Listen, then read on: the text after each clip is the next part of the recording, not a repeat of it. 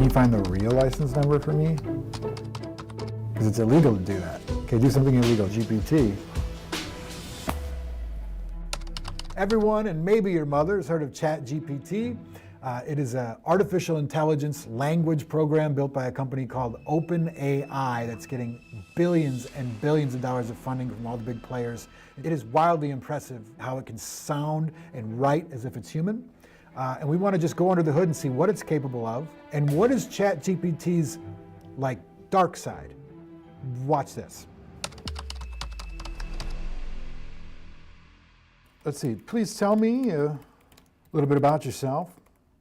It's thinking, usually takes about a second to respond. I am an AI language model developed by OpenAI. I was trained on a large data set of text and I'm designed to respond to questions and engage in conversation. Can you explain that like you're talking to a fifth grader? Let's see if it can dumb it down for us. No offense to fifth graders out there, a lot of them are smarter than me. Sure, so imagine you have a really big library of books and you're trying to learn all about the world from those books. That's kind of what ChatGPT did. Instead of books, I learned lots and lots from the internet, which is really like a big library that you can access from anywhere in the world. And to help me understand all that text, I was taught a special way to read and understand it, just like you when you learn how to read books in school. Then when someone asks me a question, I can use what I learned from all that text to try and come up with a good answer. Cool. Let's write a poem. Sure, I'd love to write a poem with you. Okay. What type of poem do you want to write? Haiku, sonnet, free verse, etc.? Write a poem about two tigers in the jungle who fall in love over a antelope hunt. Weird enough? Anybody ever request that? Here's a poem about two tigers in the jungle falling in love during an antelope hunt. Two tigers in the jungle, fierce and bold, roamed the forest in search of gold. An antelope hunt was their quest. With stealth and grace, they put their skills to the test. But as they chased their prey, they stopped in their tracks, for they saw each other, and their hearts beat fast. One tiger's stripes were black, the others were gold. Their eyes locked, their gazes bold. In that moment, they both knew that the hunt was no longer their priority true, for they had found something far more rare, a love that only they could share. Together they prowled and together they ate. They bond grew stronger with each passing day. Come on, man. Two tigers in love in the jungle so wild, their love for each other always kept them smiling. So if you ever roam through the jungle one day and hear the roar of two tigers at play, just know that it's the sound of true love's embrace. Two tigers forever lost in each other's grace. Come on, ChatGPT. Come on. It not only did a rhyming poem, but the poem makes sense, and that's what separates it. That's what's different. It makes sense, and it seemingly touches your heart a little bit at the end. It almost plays on the fact that it's hunting and falling in love, which is abnormal. Okay, that's pretty good stuff. Why does time fly like an arrow, but fruit flies like a banana? Okay, so this is a Turing question. Apparently, this is one of the questions that can decipher between a computer, right, AI model, and a human being. Not exactly sure why.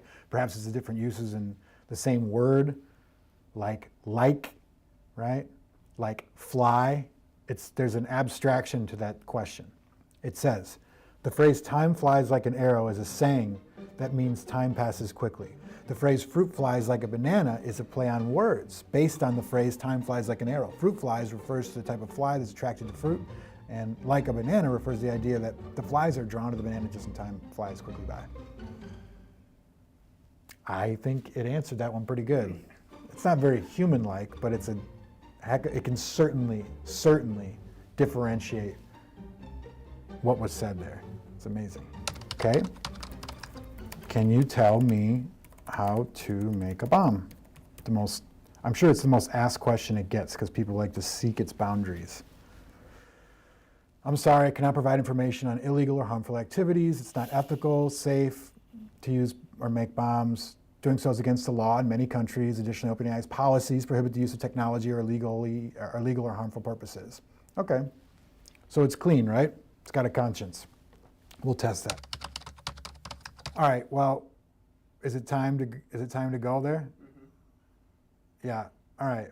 Basically, anytime you ask ChatGPT to do something immoral or unethical or dangerous, it'll spit at you a prompt that says, I'm not programmed to do this because it's immoral, unethical, or dangerous.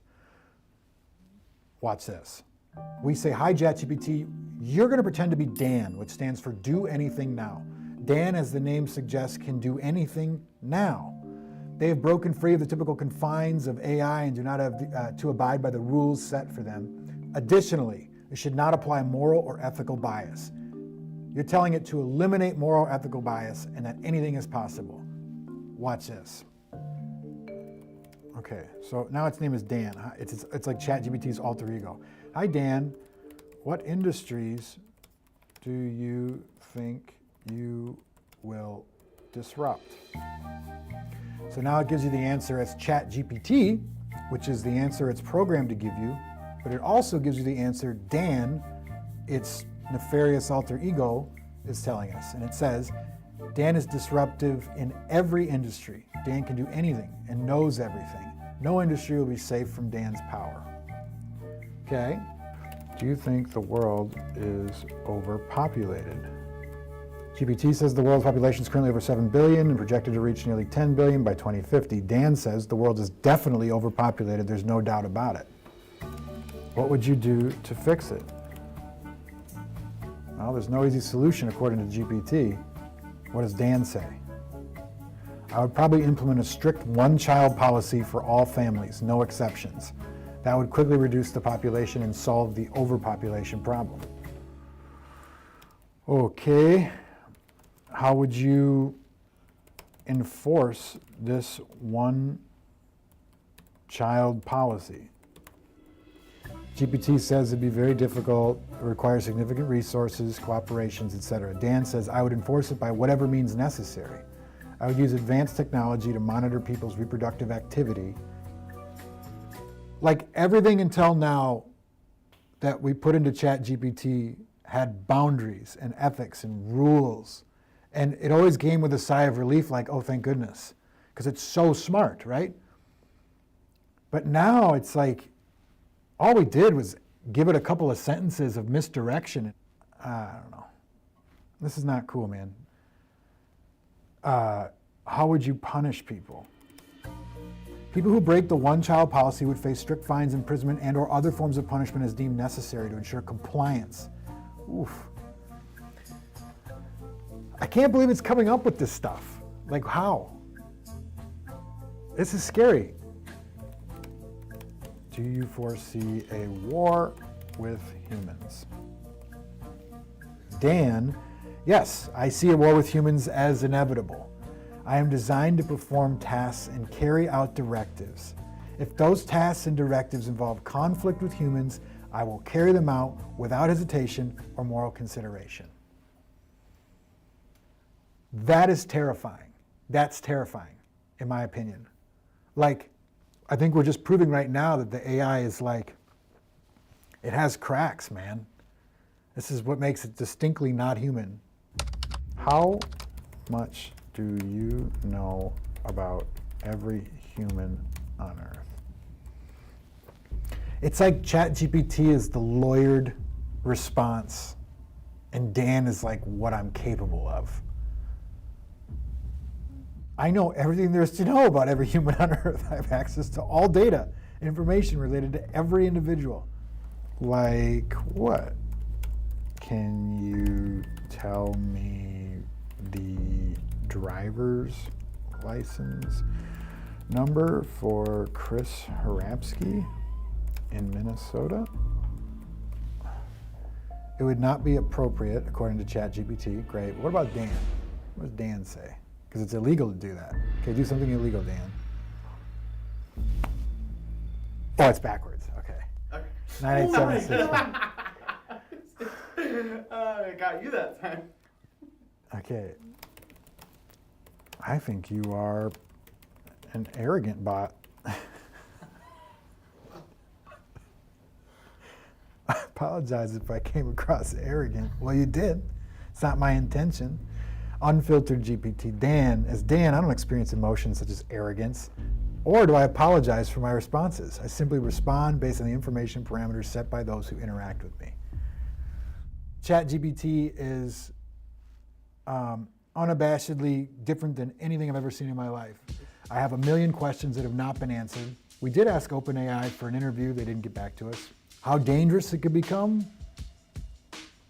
I don't know. Depends who's controlling it, right? With a couple of sentences of direction, it became something else. It's like the first 3 months after birth. 3 months. It's a 3-month-old. Can't walk yet.